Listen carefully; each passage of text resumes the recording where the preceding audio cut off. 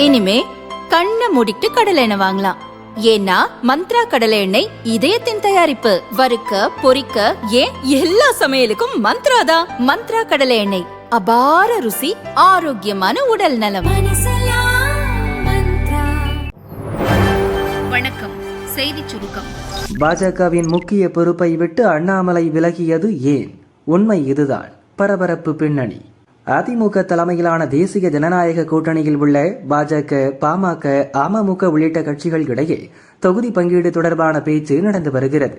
இம்முறை 30 தொகுதிகளில் போட்டியிட திட்டமிட்டுள்ள பாஜக இரட்டை இலக்க தொகுதிகளில் வெற்றி பெற வியூகம் வகுத்து வருகிறது. இதற்காக 72 தொகுதி பொறுப்பாளர்களை தமிழக பாஜக தலைவர் நயினார் நாகேந்திரன் கடந்த வாரம் நியமித்தார். மத்திய அமைச்சர் முருகன், முன்னாள் மாநில தலைவர்கள் அண்ணாமலை, தமிழிசை, மூத்த தலைவர் ராஜா உள்ளிட்டோர் இருந்தனர். விருகம்பாக்கம், சிங்காநல்லூர், மதுரை தெற்கு, காரைக்குடி, ஸ்ரீவைகுண்டம், பத்மநாபபுரம் ஆகிய 7 தொகுதி தேர்தல் பொறுப்பாளராக அண்ணாமலை நியமிக்கப்பட்டார். ஒவ்வொரு பொறுப்பாளரும் தொகுதியில் சுற்றுப்பயணம் செல்லும் போது 2 தினங்கள் அங்கு தங்க வேண்டும் என்று தெரிவிக்கப்பட்டது. அண்ணாமலைக்கு பாஜகவை தாண்டி இந்து அமைப்புகள், இளைஞர்கள், பெண்களிடம் வரவேற்பு காணப்படுகிறது. அவரின் பிரச்சாரம் தேசிய ஜனநாயக கூட்டணிக்கு பலம் சேர்க்கும் என்று பாஜக மற்றும் கூட்டணி கட்சி தலைவர்கள் கருதுகின்றனர். இந்நிலையில் தந்தையின் உடல்நலம் பாதிக்கப்பட்டுள்ளது. அவரை கவனிக்க வேண்டிய கடமை உள்ளது. அதனால் 6 சட்டசபை தொகுதிகளுக்கு நியமிக்கப்பட்ட பொறுப்பாளர் பதவியிலிருந்து விலகுவதாக பொது வெளியிலேயே அண்ணாமலை அதிர்ச்சி கிளப்பினார். இந்த தகவலை நயினார் நாகேந்திரனிடம் கூறியிருப்பதாகவும் அண்ணாமலை தெரிவித்தார். அவரது திடீர் விலகல் அதிமுக பாஜக கூட்டணியில் சலசலப்பை ஏற்படுத்தியுள்ளது. நயினார் நாகேந்திரனிடம் தெரிவித்துவிட்ட நிலையில் அந்த தகவலை ஏன் அண்ணாமலை பொதுவெளியில் தெரிவித்தார் என்பது கட்சிக்குள்ளும் கூட்டணி கட்சிகள் இடையேயும் பேசுபொருளாக மாறியுள்ளது. இதுபற்றி பாஜக நிர்வாகிகள் சிலர் கூறியதாவது: மாநிலம் முழுதும் சுற்றுப்பயணம் செல்ல வேண்டும் என்ற விருப்பத்தில் அண்ணாமலை இருந்தார். அவரை 6 தொகுதிகளுக்குள் முடக்கியதால் விலகல் அறிவிப்பை வெளியிட்டு விட்டார். ஆனால் இந்த விஷயத்தை திமுகவினர் தங்களுக்கு சாதகமாக்கி கூட்டணிக்கு எதிராக அண்ணாமலை செயல்படுவது போல் பொதுவெளியில் கருத்துக்களை பரப்புகின்றனர். அண்ணாமலை மட்டுமின்றி பொறுப்பாளராக நியமிக்கப்பட்ட பலரும் அதிருப்தியில் உள்ளனர். அவர்களை நியமிப்பதற்கு முன்பு கட்சி தலைமை அவர்களுடன் கலந்து ஆலோசிக்கவில்லை. மேலும் தொகுதிகளின் பொறுப்பாளர்களை நியமிக்கும் போது ஒரு தொகுதிக்கு அருகில் உள்ள தொகுதிகளை சேர்த்து பொறுப்பாளரை நியமிக்க வேண்டும். ஆனால் சென்னையில் ஒரு தொகுதி, தென் மாவட்டத்தில் ஒரு தொகுதி என்று சம்பந்தமே இல்லாமல் தொகுதிகளை ஒதுக்கியதும் அதிருப்தியை ஏற்படுத்தியுள்ளது. அண்ணாமலை விலகல் மற்றும் ராஜா உடல்நிலை பாதிப்பு போன்ற காரணங்களை தொடர்ந்து ஏற்கனவே அறிவிக்கப்பட்ட பொறுப்பாளர்கள் பட்டியலை கட்சி தலைமை மாற்றி அமைக்கக்கூடும் என்றனர். பொங்கி எழுந்த இந்துக்கள், மன்னிப்பு கேட்ட வேல்முருகன். தமிழக வெற்றிக் கழகத்தின் 3ஆம் ஆண்டு தொடக்க விழா கடந்த 1ஆம் தேதி சென்னை பனையூரில் கட்சி அலுவலகத்தில் நடந்தது. விழாவையொட்டி கலை நிகழ்ச்சிகள் நடந்தன. பாடகர் வேல்முருகன் உள்ளத்திலே நீ இருக்க, உன்னை நம்பி நான் இருக்க என்ற முருக பக்தி பாடலை பாடினார். பாடல் வரிகளை விஜய்க்காக மாற்றி அமைத்து அவர் பாடினார். அதை விஜய் ஏற்றுக்கொள்வதைப் போல கைகூப்பி நன்றி சொன்னார். அதன் பிறகு விஜய் மேடை ஏறி வேல்முருகனோடு குத்தாட்டம் போட்டார். இது தொடர்பான வீடியோக்கள் சமூக வலைதளங்களில் பரவியது. விஜய்க்காக முருகன் பாடலை வேல்முருகன் திரித்து பாடி இந்துக்களின் மத உணர்வுகளை புண்படுத்தி விட்டதாக பல போலீஸ் நிலையங்களில் இந்து முன்னணி நிர்வாகிகள் வரிசையாக புகார் அளித்தனர். திருநெல்வேலி கமிஷனர் அலுவலகத்தில் இந்து முன்னணி மாநில செயலாளர் குற்றாலநாதன் புகார் அளித்தார். அரசியல் ஆதாயத்திற்காக பக்தி பாடலை தவறாக பயன்படுத்தி மத உணர்வுகளை காயப்படுத்தியுள்ளனர். விஜய், ஆனந்த், ஆதவ் அர்ஜுனா வேல்முருகன் மீது நடவடிக்கை எடுக்க வேண்டும் என புகாரில் கூறியிருந்தது பெரும் பரபரப்பை ஏற்படுத்தியது. தான் பாடிய பக்தி பாடல் சர்ச்சையாக மாறியதால் பாடகர் வேல்முருகன் அதிர்ச்சியடைந்தார். நடந்ததற்காக மன்னிப்பு கேட்டுள்ளார். யார் மனதையும் புண்படுத்தும் நோக்கம் இல்லை. நான் பாடியதற்கும் விஜய்க்கும் எந்த சம்பந்தமும் இல்லை. நான் வரிகளை மாற்றி பாடியதால் யார் மனதாவது புண்பட்டிருந்தால் நிபந்தனையற்ற மன்னிப்பு கேட்டுக் கொள்கிறேன் என வேல்முருகன் கூறினார். தமிழ் கடவுள் முருகனை அவமதிப்பது என்னை நானே கத்தியால் குத்திக் கொள்வதற்கு சமம் எனவும் வேல்முருகன் கூறினார். என்சிபி இணைப்பு பேச்சு, பாஜக தலையிடக்கூடாது, சரத்பவார் திட்டவட்டம். மகாராஷ்டிரா அரசியலில் தேசியவாத காங்கிரஸ் கட்சிக்கென தனி செல்வாக்கு உள்ளது. ஆரம்பத்தில் அக்கட்சியை நிறுவிய சரத்பவார் மத்திய மாநில அரசு நிர்வாகத்தில் முக்கிய சக்தியாக திகழ்ந்தார். தொடர்ந்து அவரது அண்ணன் மகன் அஜித் பவாரும் மக்கள் செல்வாக்கு பெற்ற தலைவராக உருவெடுத்தார். மாநிலத்தில் எந்த கட்சி தலைமையில் கூட்டணி ஆட்சி அமைந்தாலும் அதில் தேசியவாத காங்கிரஸ் கட்டாயம் அங்கம் வகிக்கும் அளவுக்கு அஜித் பவார் அனைத்து தரப்பினரிடமும் நட்பு பாராட்டினார். அதன் பலனாக மாநிலத்தில் 6 முறை துணை முதல்வராக இருந்த ஒரே தலைவர் என்ற பெருமையையும் பெற்றார் அஜித் பவார். கட்சி பிரிந்து கிடப்பதை விட மீண்டும் ஒன்றானால் தங்களுக்கு லாபம் அதிகம் என இருதரப்பினருமே கருதியதால் பிப்ரவரி 2ஆம் வாரத்திற்கு பின் இரு கட்சிகளையும் இணைக்க அஜித் பவார் திட்டமிட்டதாக கூறப்படுகிறது. ஆனால் அதற்குள் ஜனவரி 28ஆம் தேதி அஜித் பவார் பயணித்த விமானம் விழுந்து நொறுங்கியதில் அவர் உயிரிழந்தார். அடுத்த 3வது நாள் அவரது மனைவி சுனேத்ரா பவார் மாநிலத்தின் துணை முதல்வராக பொறுப்பேற்றார். கட்சிக்குள் குழப்பம் ஏற்படுவதை தடுக்கவே இந்த அவசர நடவடிக்கை என கூறப்பட்டாலும் இதில் பாஜகவின் பின்னணி அதிகம் எனவும் மாநில அரசியலில் பேசப்படுகிறது. சரத் பவார் பாஜக எதிர்ப்பு நிலைப்பாடு கொண்டவர். தேசியவாத காங்கிரஸ் இணைப்பு சாத்தியமானால் அது எந்த பக்கம் சாதகமாக முடியும் என்பது கேள்விக்குறி என்ற நிலையில் தங்கள் பக்கத்தை வலுவாக்கிக் கொள்ளவே பாஜக அவசரமாக சுனித்ராவுக்கு துணை முதல்வர் பதவி கொடுத்ததாகவும் கூறப்படுகிறது. இந்நிலையில் அஜித் பவார் பிரிந்து கிடக்கும் தேசியவாத காங்கிரஸ் கட்சியை இணைக்க விரும்பினார். இது பற்றி என்னிடம் தனிப்பட்ட முறையில் பேசியுள்ளார் என பாஜகவை சேர்ந்த மாநில முதல்வர் தேவேந்திர பட்னவிஸ் கருத்து தெரிவித்தார். அவரது கருத்துக்கு பதிலடி தரும் வகையில் சரத் பவார் கூறியதாவது: சுனித்ரா துணை முதல்வரானதில் மகிழ்ச்சி. தற்போதைய சூழலில் துயரத்தில் இருப்பவர்களுக்கு ஆறுதல் தேவை. அவர்களை தேற்றி வாழ்வின் அடுத்த கட்டத்திற்கு அழைத்து செல்ல வேண்டிய கடமை உள்ளது. அஜித் பவாரும் ஜெயந்த் பாட்டீலும் கட்சி இணைப்பு பற்றி பேசியது உண்மைதான். ஆனால் இதில் தேவேந்திர பட்னவிஸ் தலையிட வேண்டிய அவசியம் இல்லை. தேசியவாத காங்கிரஸ் விவகாரத்தில் தலையிட பட்னவிஸுக்கு என்ன உரிமை உள்ளது? கட்சி இணைப்பு பற்றி பேச்சு நடந்திருந்தாலும் தற்போதைய சூழலில் எவ்வித அரசியல் பேச்சுகளும் நிகழவில்லை. அப்படியே நிகழ்ந்தாலும் அதில் 3ஆம் நபர் தலையீடு தேவையில்லை என சரத் பவார் கருத்து தெரிவித்துள்ளார். பள்ளிக்கூடம் கூரை விழுந்தது, தேனியில் அதிர்ச்சி சம்பவம். தேனி அருகே அரண்மனைப்புதூர் ஊராட்சி ஒன்றிய நடுநிலைப் பள்ளியில் 200க்கும் மேற்பட்ட மாணவ மாணவிகள் படிக்கின்றனர். இன்று வழக்கம் போல் வகுப்புகள் நடந்தன. திடீரென ஒரு வகுப்பறையில் கூரை பெயர்ந்து விழுந்தது. சத்தம் கேட்டு மாணவர்கள் பீதியில் ஓடினர். அதிர்ஷ்டவசமாக கூரை விழுந்த இடத்தில் யாரும் உட்காரவில்லை. இல்லை என்றால் நிலைமையே வேறு. பல மாணவர்கள் பாதிக்கப்பட்டிருக்கக்கூடும். பள்ளி கட்டடம் மொத்தமும் சேதமடைந்த நிலையில் இருக்கிறது. புதிய கட்டடம் வேண்டும் என்று சுற்றுவட்டார பகுதி மக்கள் வலியுறுத்தி வருகின்றனர். இது தொடர்பாக பலமுறை அரசிடம் புகார் செய்தும் பலன் கிடைக்கவில்லை.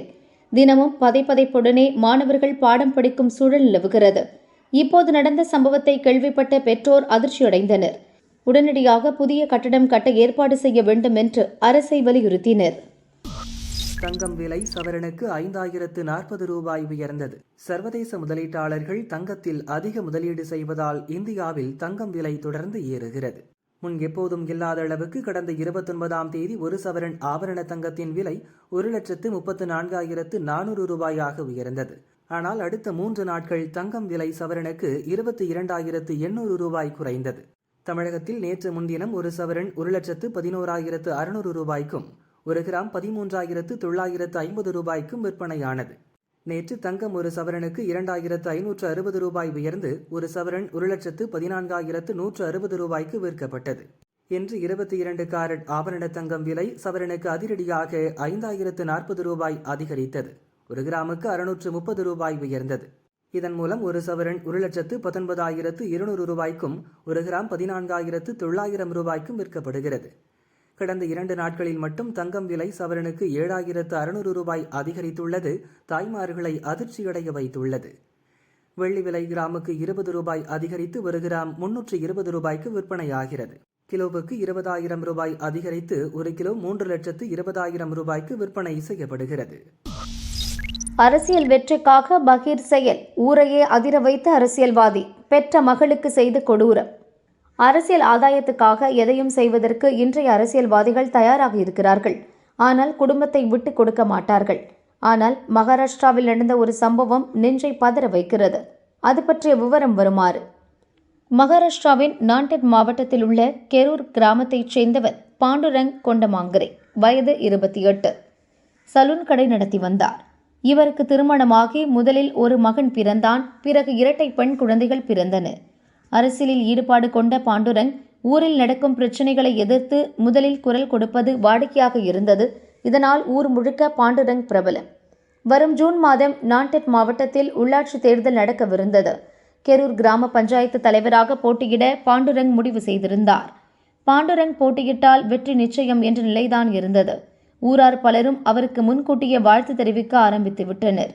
ஆனால் மகாராஷ்டிராவில் 2 குழந்தைகளுக்கு மேல் பெற்றவர்கள் உள்ளாட்சி தேர்தலில் போட்டியிட முடியாது என சட்டம் உள்ளது. இதை கேள்விப்பட்டு பாண்டுரங் அதிர்ச்சியடைந்தார். நானா 3வது குழந்தை பெற்றுக்கொண்டேன். 2 குழந்தைகள் பிறந்தது என் தவறா? என் மனைவி மற்றும் நண்பர்களிடம் புலம்பி வந்தார். எப்படியாவது நான் தேர்தலில் போட்டியிட்டே தீருவேன் எனவும் பாண்டுரங் கூறி வந்தார். அது பற்றி தன் நெருங்கிய நண்பர் கணேஷ் ஷிண்டேவிடம் ஆலோசனை நடத்தினார். அப்போது ஒரு குழந்தையை கொன்றுவிட்டால் நீ போட்டியிடலாம் என கணேஷ் ஷிண்டே சொல்ல பாண்டுரங் இதுதான் ஒரே வழி என்ற முடிவுக்கு வந்தார்.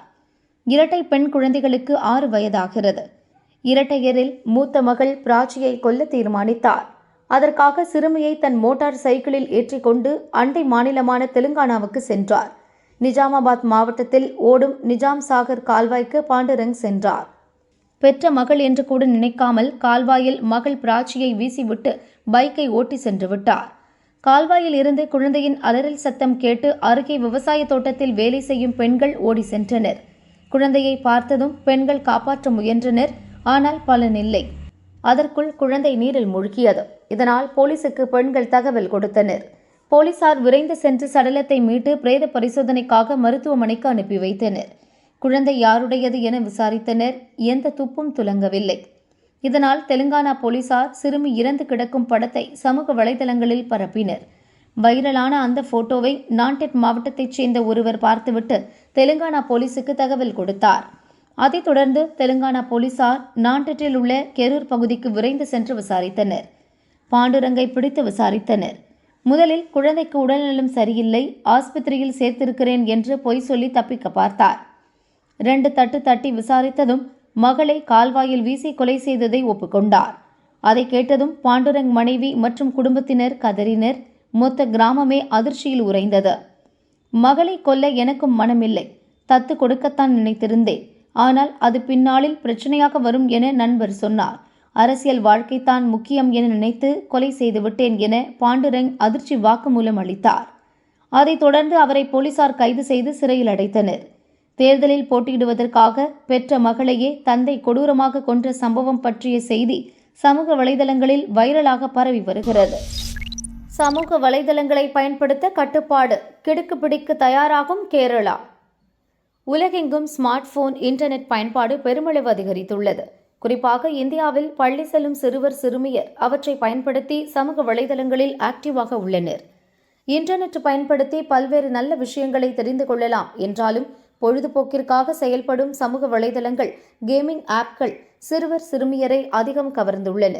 இவ்வகை விளையாட்டுகள் பொழுதுபோக்கிற்கு அடிமையாகும் சிறார்கள் தங்கள் நாளில் பெரும் பகுதியை ஸ்மார்ட் போனின் பயன்பாட்டிலேயே கழிக்கின்றனர்.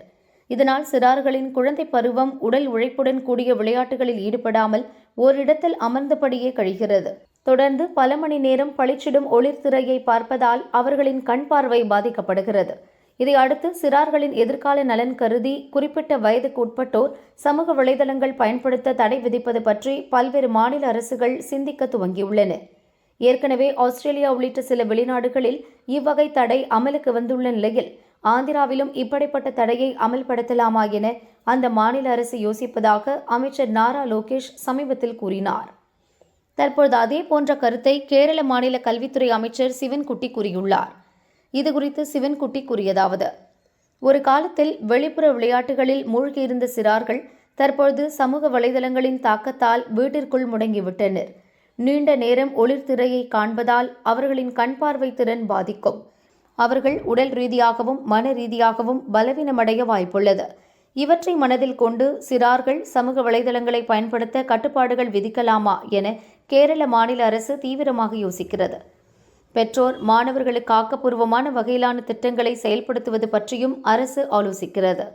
இந்த விவகாரத்தில் பொதுமக்கள் தங்கள் மேலான கருத்துக்களை அரசுக்கு தெரிவிக்கலாம். அனைத்து தரப்பினரின் கருத்துக்களையும் கேட்டு அரசு ஒரு நல்ல முடிவை எடுக்க காத்திருக்கிறது என அமைச்சர் கூறினார்.